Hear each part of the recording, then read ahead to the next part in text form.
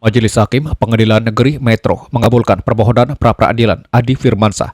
Sebelumnya, Kepala SD Negeri Metro Utara menyandang status tersangka pencabulan oleh Polres Metro.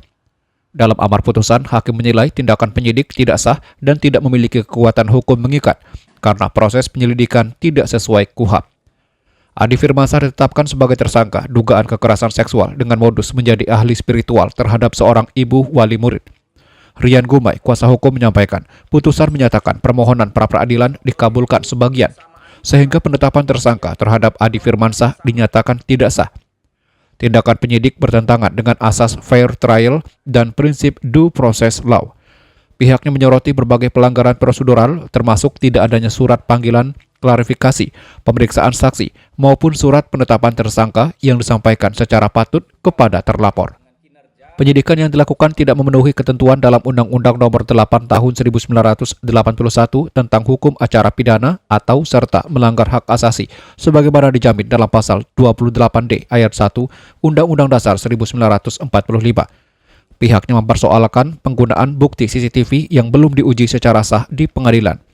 Selain itu, terlapor disebut tidak pernah menerima SPDP atau panggilan resmi sebelum ditetapkan sebagai tersangka yang menurut Rian melanggar ketentuan pasal 112 KUHP. Terkait tuduhan pencabulan, kronologi versi terlapor berbeda dari yang dituduhkan. Adi Firmansyah kerap diminta membantu pengobatan spiritual oleh pelapor, seorang ibu rumah tangga yang mengaku sering mengalami kerasukan.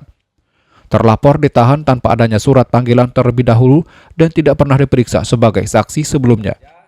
Saat ini, tim kuasa hukum telah melaporkan kasus ini ke Propam Polda Lampung dan mendorong pihak Inspektorat Pengawasan Daerah atau Irwasda untuk memeriksa kelayakan serta sertifikasi penyidik yang menangani perkara tersebut.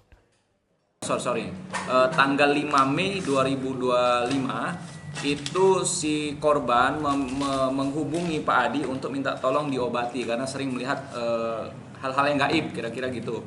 Lalu Pak Adi datang ke rumah korban, melakukan pengobatan yang terdahulu pernah dilakukan, sehingga pada saat itu kejadian ada di rumah korban.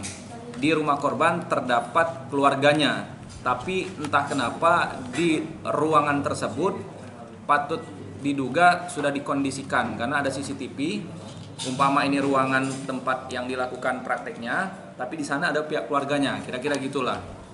Nah, kronologis ini Pak Adi waktu itu mengobati di beberapa titik gitu ya, tapi ada penekanan di bawah ketiak ini, yang itu diyakini Kak Adi adalah aliran keluar masuk ya, jin lah katakanlah seperti itu, sehingga waktu itu diarahkan untuk mohon izin Ibu diangkat tangannya karena saya akan menekan ada titik di sini.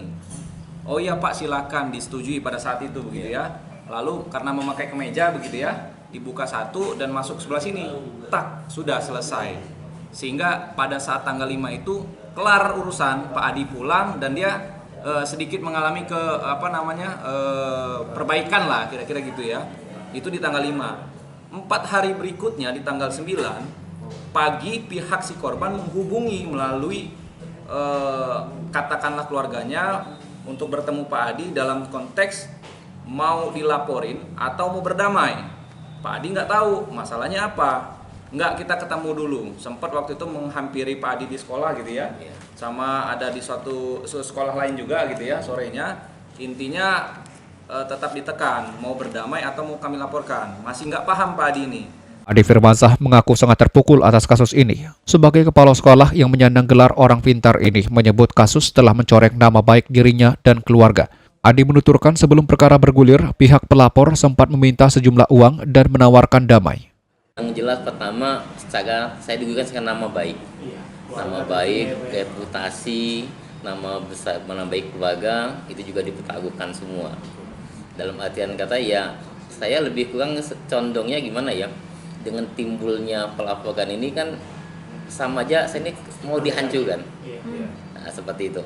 Pertama saya sebagai ketua PGRI Kota Metro, kemudian saya juga menjabat sebagai wakil ketua KDGS Kota Metro, kemudian kepala sekolah di SD Negeri 6 Metro Utara, seperti itu. Jelas secara pribadi kita sangat dirugikan. Sangat dirugikan. Tim kuasa hukum berharap pihak kepolisian menghormati putusan pengadilan dan segera menghentikan proses hukum terhadap Adi Firmansyah. Siti Saskia Salamah melaporkan.